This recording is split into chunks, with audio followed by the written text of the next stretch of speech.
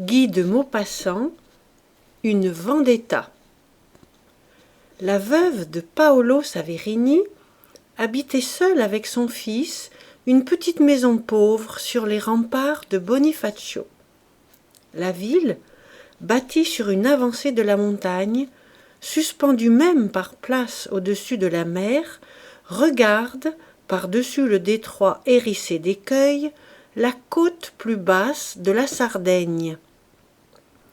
À ses pieds, de l'autre côté, la contournant presque entièrement, une coupure de la falaise qui ressemble à un gigantesque corridor lui sert de port.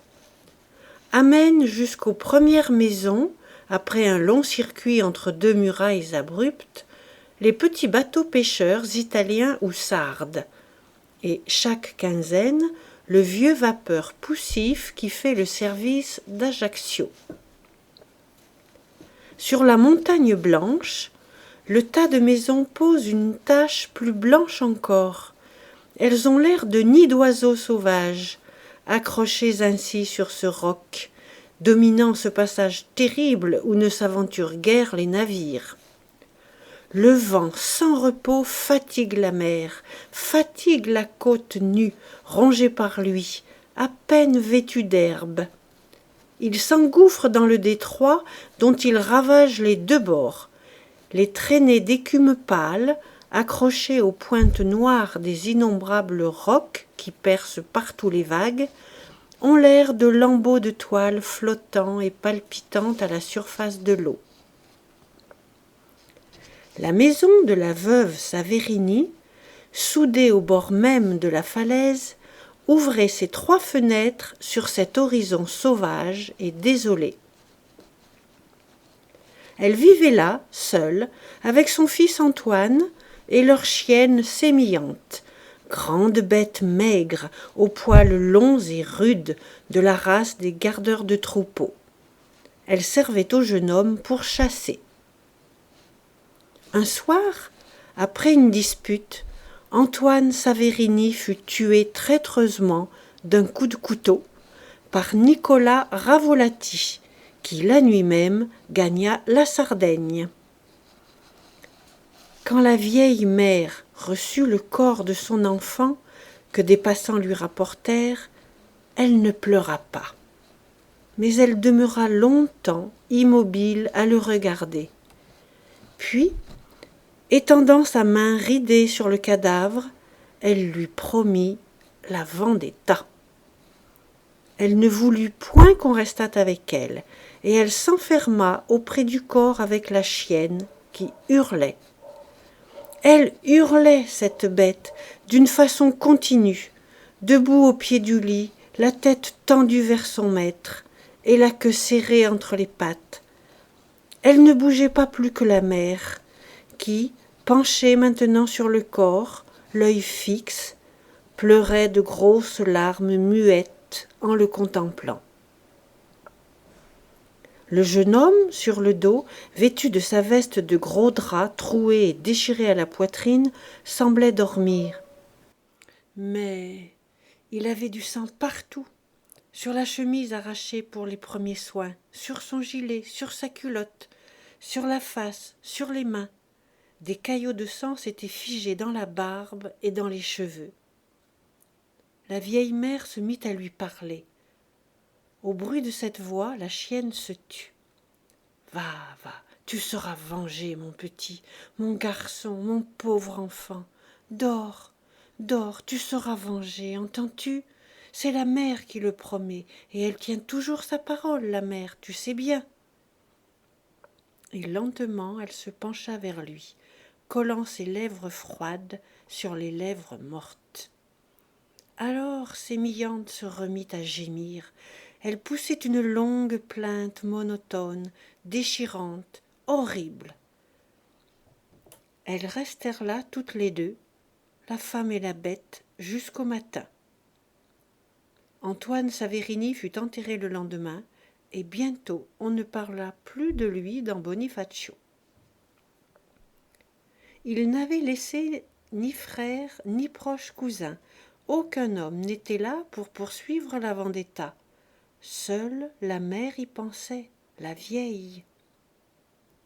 De l'autre côté du détroit, elle voyait du matin au soir un point blanc sur la côte. C'est un petit village sarde, Longosardo, où se réfugient les bandits corses traqués de trop près. Ils peuplent presque seuls ce hameau, en face des côtes de leur patrie, et ils attendent là le moment de revenir, de retourner au maquis. C'est dans ce village, elle le savait, que s'était réfugié Nicolas Ravolati. Toute seule, tout le long du jour, assise à sa fenêtre, elle regardait là-bas en songeant à la vengeance. Comment ferait-elle sans personne, infirme, si près de la mort? Mais elle avait promis, elle avait juré sur le cadavre, elle ne pouvait oublier, elle ne pouvait attendre. Que ferait-elle? Elle ne dormait plus la nuit, elle n'avait plus ni repos ni apaisement, elle cherchait, obstinée. La chienne à ses pieds sommeillait, et, parfois, levant la tête, hurlait au loin. Depuis que son maître n'était plus là, elle hurlait souvent ainsi, comme si elle l'eût appelé, comme si son âme de bête inconsolable eût aussi gardé le souvenir que rien n'efface.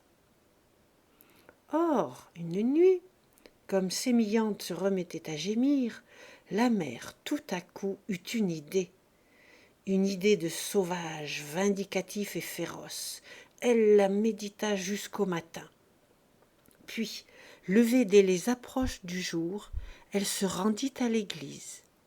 Elle pria, prosternée sur le pavé, abattue devant Dieu, le suppliant de l'aider, de la soutenir, de donner à son pauvre corps usé la force qu'il lui fallait pour venger le fils. Puis elle rentra. Elle avait dans sa cour un ancien baril défoncé qui recueillait l'eau des gouttières. Elle le renversa, le vida, l'assujettit contre le sol avec des pieux et des pierres, puis elle enchaîna Sémillante à cette niche, et elle rentra. Elle marchait maintenant sans repos dans sa chambre, l'œil fixé toujours sur la côte de Sardaigne. Il était là-bas, l'assassin. La chienne, tout le jour et toute la nuit, hurla. La vieille, au matin, lui porta de l'eau dans une jatte, mais rien de plus, pas de soupe, pas de pain. La journée encore s'écoula. Sémillante, exténuée, dormait. Le lendemain, elle avait les yeux luisants, le poil hérissé, et elle tirait éperdument sur sa chaîne. La vieille ne lui donna encore rien à manger. La bête, devenue furieuse, aboyait d'une voix rauque. La nuit encore se passa. Alors, au lever du jour, la mère Saverini alla chez le voisin, prier qu'on lui donnât 2 bottes de paille. Elle prit de vieilles hardes qu'avait portées autrefois son mari et les bourra de fourrage pour simuler un corps humain. Ayant piqué un bâton dans le sol, devant la niche de Sémillante, elle noua dessus ce mannequin qui semblait ainsi se tenir debout. Puis elle figura la tête au moyen d'un paquet de vieux linge. La chienne, surprise, regardait cet homme de paille et se taisait, bien que dévorée de faim. Alors la vieille alla acheter chez le charcutier un long morceau de boudin noir. Rentrée chez elle, elle alluma un feu de bois dans sa cour, auprès de la niche, et fit griller son boudin. Sémillante, affolée, bondissait, écumait, les yeux fixés sur le gril dont le fumet lui entrait au ventre. Puis la mère fit de cette bouillie fumante une cravate à l'homme de paille. Elle la lui ficela longtemps autour du cou, comme pour la lui entrer dedans. Quand ce fut fini, elle déchaîna la chienne. D'un saut formidable, la bête atteignit la gorge du mannequin et, les pattes sur les épaules, se mit à la déchirer. Elle retombait, un morceau de sa proie à la gueule, puis s'élançait de nouveau, enfonçait ses crocs dans les cordes, arrachait quelques parcelles de nourriture, retombait encore et rebondissait, acharnée. Elle enlevait le visage par grands coups de dents, mettait en lambeaux le col entier. La vieille, immobile et muette, regardait, l'œil allumé. Puis elle renchaîna sa bête, la fit encore jeûner 2 jours et recommença cet étrange exercice. Pendant 3 mois, elle l'habitua à cette sorte de lutte, à ce repas conquis à coups de crocs. Elle ne l'enchaînait plus maintenant, mais elle la lançait d'un geste sur le mannequin. Elle lui avait appris à le déchirer, à le dévorer, sans même qu'aucune nourriture fût cachée en sa gorge. Elle lui donnait ensuite comme récompense le boudin grillé pour elle. Dès qu'elle apercevait l'homme, Sémillante frémissait, puis tournait les yeux vers sa maîtresse qui lui criait « Va !» d'une voix sifflante en levant le doigt. Quand elle jugea le temps venu, la mère Saverini alla se confesser et communia un dimanche matin avec une ferveur extatique. Puis, ayant revêtu des habits de mâle, semblable à un vieux pauvre déguenillé, elle fit marcher avec un pêcheur sarde qui la conduisit, accompagnée de sa chienne, de l'autre côté du détroit. Elle avait dans un sac de toile un grand morceau de boudin. Sémillante jeûnait depuis 2 jours. La vieille femme, à tout moment, lui faisait sentir la nourriture odorante et l'excitait. Elles entrèrent dans Longosardo. La Corse allait en boitillant. Elle se présenta chez un boulanger et demanda la demeure de Nicolas Ravolati. Il avait repris son ancien métier, celui de menuisier. Il travaillait seul au fond de sa boutique. La vieille poussa la porte et l'appela. « Hé, Nicolas !»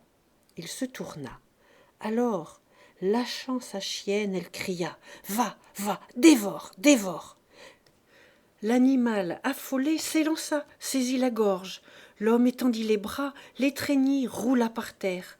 Pendant quelques secondes, il se tordit, battant le sol de ses pieds. Puis il demeura immobile, pendant que Sémillante lui fouillait le cou, qu'elle arrachait par lambeaux. 2 voisins, assis sur leur porte, se rappelèrent parfaitement avoir vu sortir un vieux pauvre, avec un chien noir efflanqué, qui mangeait, tout en marchant, quelque chose de brun que lui donnait son maître. La vieille, le soir, était rentrée chez elle. Elle dormit bien cette nuit-là.